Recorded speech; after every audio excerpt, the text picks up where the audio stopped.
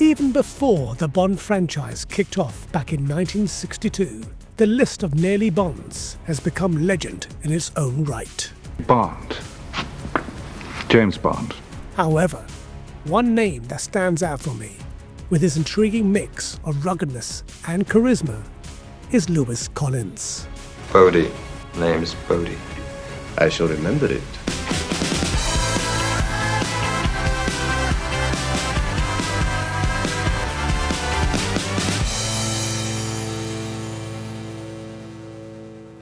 Best known for his role as Bodie in The Professionals, the UK's answer to Starsky and Hutch. Doyle, CI5. That's Bodie. Also CI5.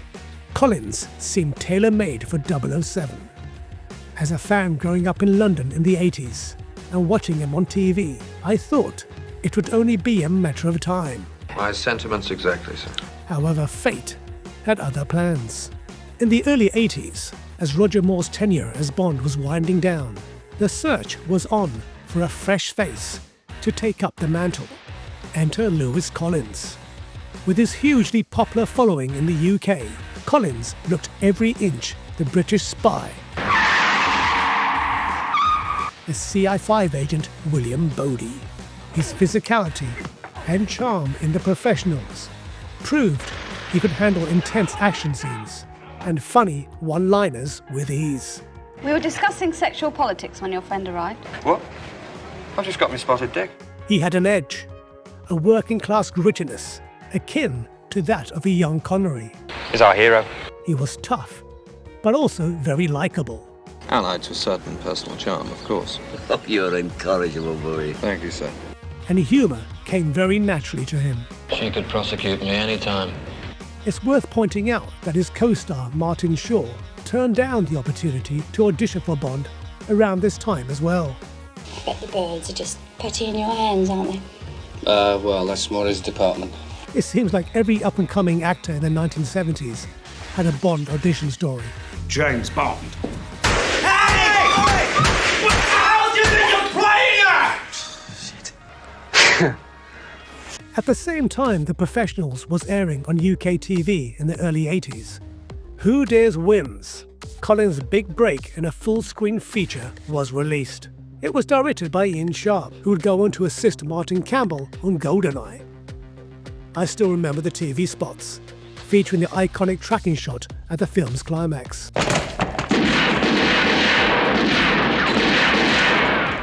Legend has it that Collins needed very little direction or training for Who Dares Wins, as he had reportedly passed the actual selection course for the real 23 SAS regiment, although the SAS eventually had to turn him away due to his celebrity status. I'm SAS or nothing. Then I'm afraid you're nothing. Was that hard Well, work? I was doing training at the time. I was with the TA at the same time because we used to shoot in blocks of 6 months. And then I'd go off and do training with the actual real lads, so I was very fit. The SAS loved the movie so much that they claimed it as one of their own.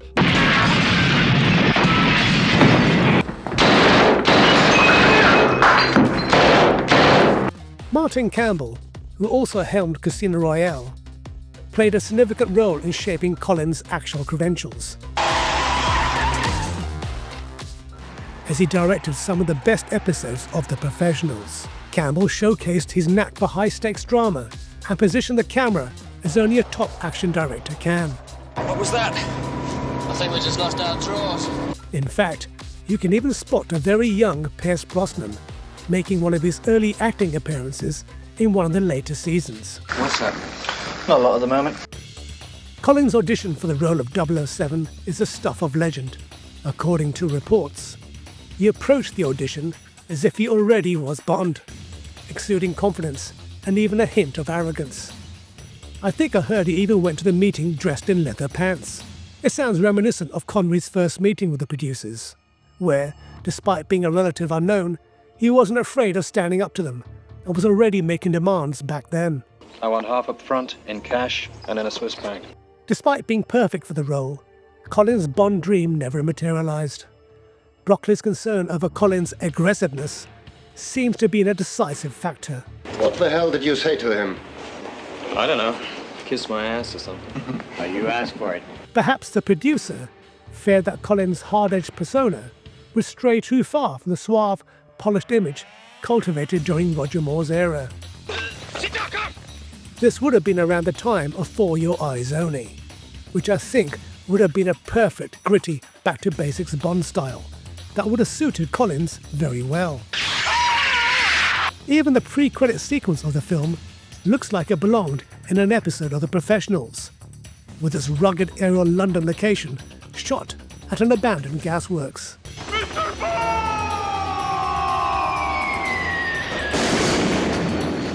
Though he never became Bond, Collins' impact remains undeniable. The Professionals cemented his status as a household name, and Who Dares Wins remains a cult classic. We want it all, smartass.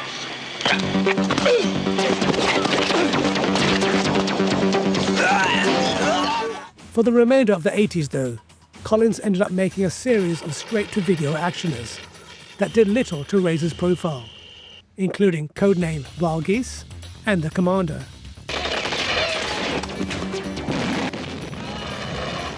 For fans though, Collins' potential as Bond adds an extra layer of intrigue to his legacy. It's fun to imagine the gritty, grounded realism he could have brought to the franchise, way before both Timothy Dalton and Daniel Craig. Dead? Considerably. Picture Collins in Casino Royale, crashing through that wall with raw power, just like Craig, or taking the helm of that fighter jet in the opening of Tomorrow Never Dies. The entertainment industry missed out on a great Bond. It would have been a terrific James Bond. Where's my orchid, Captain? Ah, Sarah, that's 2 I owe you. Next time, I promise. Mr. Brenner, Captain Wesley here for you. Very good. As well as his military prowess, he was also an accomplished drummer, and legend has it that he turned down the chance to audition for none other than the Beatles when he was writing music with Mike McCartney. He used to say to me, listen, our kid's trying to replace their drummer, Pete Best. Pete Best? And he said, why don't you audition for the group? I said, do you realise that in 2 years I could be earning £42 a week? Who knows? Ringo could have been Bodhi. He held a pilot's license, a black belt in jiu-jitsu, trained in karate, and his hobbies included parachuting, motorbikes, and shooting. Remind you of someone? Look, I believe in me, mate, because I was born tall, dark, and beautiful. And engagingly modest, of course.